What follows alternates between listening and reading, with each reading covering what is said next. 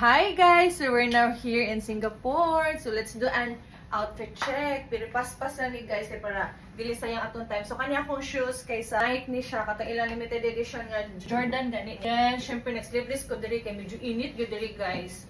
Kanang igang gani, igang kaayo siya. So wear ni siya akong outfit for today guys. Kanya akong top kay Zara ni siya niya. Kani naman kay sa Uniqlo.